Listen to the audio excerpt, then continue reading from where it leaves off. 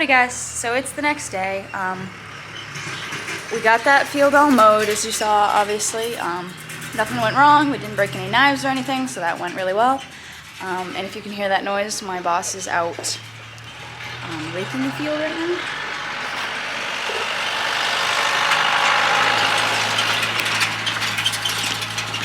So that'll take him probably an hour and a half. He'll rake that whole thing. And then I'll start baling it with the International. And we'll be good to go. That's the wrapper. I don't know if you can see it really well. That's the wrapper. So you would just put you put a roll of wrap. My finger's gonna get in the way. Right there on that thing. Focus is on my finger when I do that. You put a roll of wrap right on that spool there. You can put an extra one down here where you see that little bit of white wrap still. And you run it a certain way so that when you load the bale onto that rolling chamber, you tie the white wrap into the bale's net wrap, and then you turn this little turntable thingy with one of those hydraulic levers, and it spins around and just wraps that white cling wrap all the way around it. And then it ferments, and then after 20 days, you feed it out. So, right now I'm just fueling up the International so we can get ready to go start baling.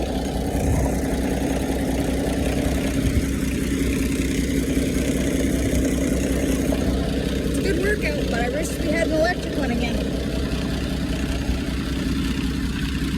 Check out how close I had to park to the mapping.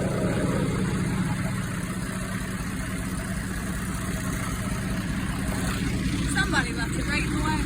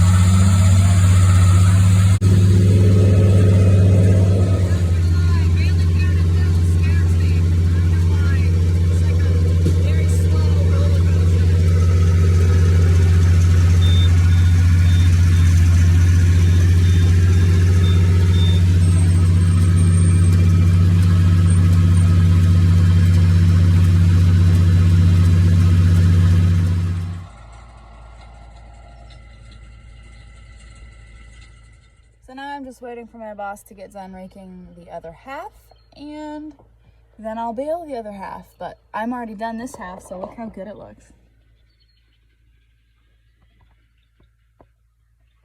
There's 22 over here all together.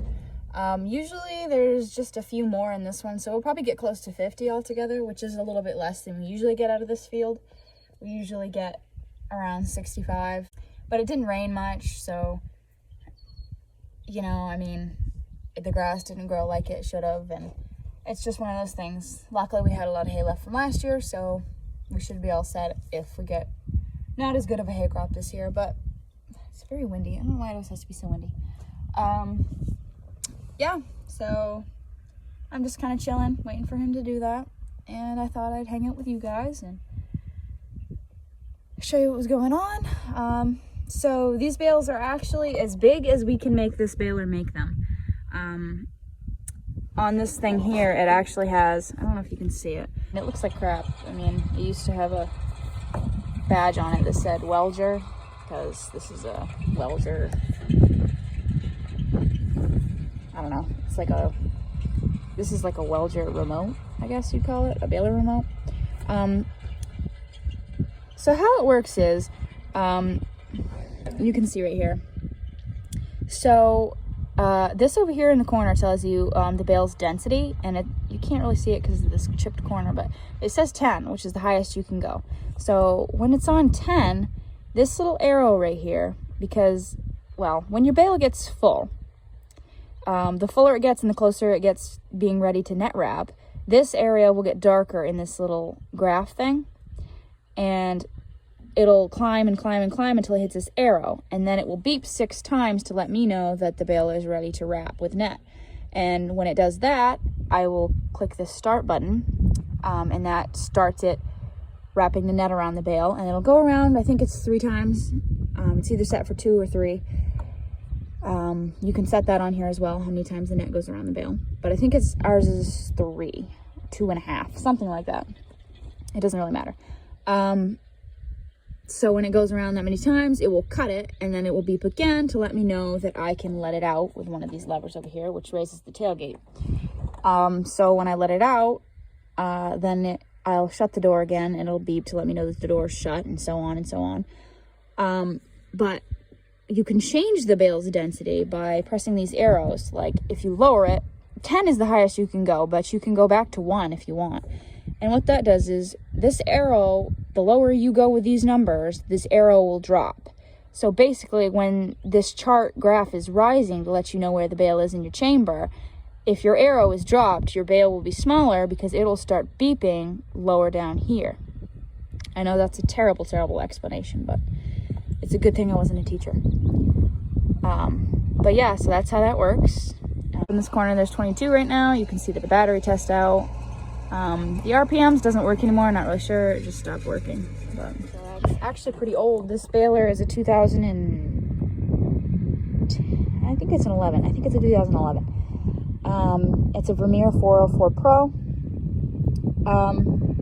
So this farm actually had a belt baler before. This is a fixed chamber baler. And the reason we switched to that was because we do a lot of baleage, like I said. And they just can't, belt balers just can't handle baleage. It's too wet, it gets all caught up in the belts, and it breaks belts, and it's just a frustrating mess. And so we switched over to this, and this is great. I love it. Electrically, it's kind of weird. I mean, the clutch, for some reason, started just like putting on net whenever it felt like it. So that was a couple years ago. So we actually changed it over. So we redid some wiring on it and changed it so that you can manually turn on and off the clutch with this. So when it beeps to let me know that it's full, I have to turn on the clutch and then press the button to wrap it. So that's kind of hard, but because this actually has a thing where when it beeps, it will manually start wrapping on its own. You just have to stop. You don't have to do anything if that clutch worked right, but little things. Everything else works great, so. I don't know if I told you guys, this is a 1975 1066 International, and it's a really, really nice tractor. It runs so strong, even for being, what, like 46 years old? 47. I can't do math. 46. No, 47. I'm right.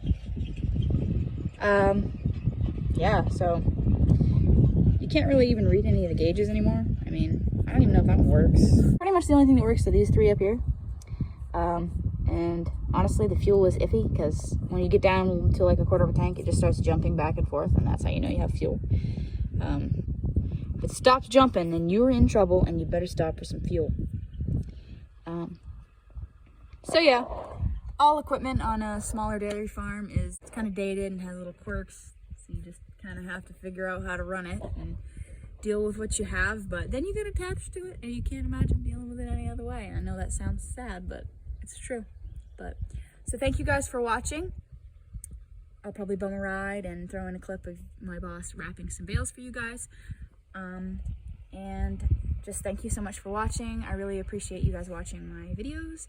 I hope you enjoy them. I hope it gives you a interest in dairy farming.